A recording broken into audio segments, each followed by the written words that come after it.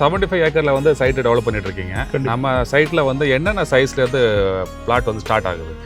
Minimum பார்த்தோன்னா எல்லா ஃபேஸிங்கில் plot இருக்குது சார். இன்னைக்கு நார்த்து சவுத்து எந்த ஃபேஸிங்லாம் இருக்குது. அதே மாதிரி ரோடு மெயின் ரோட்ல பிளாட் அவைலபிள் தான் சார் இன்னைக்கு இருக்குது. இன்னைக்கு பிளாட் தான் லான்ச் பண்ணுறதுலாம் இன்னைக்கு அவைலபிள் இருக்குது.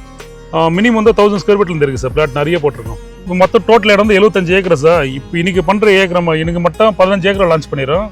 இதுக்கப்புறம் பார்த்தோன்னா ஃபேஸ் 1 ஃபேஸ் 2 ஃபேஸ் 3 வரும்போது அடுத்த சைட் லான்ச் பண்ணும்போது நாங்கள் ரேட்டு பார்த்தோன்னா இதோட அதிகமாக தாங்க இருக்கும். இன்னைக்கு வந்து ஒரு சதுரடி 2575 ரூபா பண்ணுறோம். அடுத்த சைட் லான்ச் பண்ணும்போது அது 3000 ரூபா 3500 4000 இந்த மாதிரி ரேட் ஆட்டோமேட்டிக் இன்க்ரீஸ் ஆகிட்டு தான் இருக்கும். கூடாஞ்சேரியிலேருந்து திருப்பூர் போட மெயின் ரோட்லேருந்து பார்த்தோன்னா கரெக்டாக எக்ஸாக்டாக பார்த்தோன்னா 200 மீட்டரில் நம்ம லேஅவுட் போட்டிருக்கோம் சார். கீழூர் வில்லேஜ் நெல்லிக்குப்பம் பக்கத்தில் நம்ம சைட்டு சார். இது கரெக்டாக நெல்லிக்குப்பம் வந்து எவ்வளோ தூரம் சார்? நெல்லிக்குப்பம் கரெக்டாக எக்ஸாக்டாக 2 கிலோமீட்டர் சார்.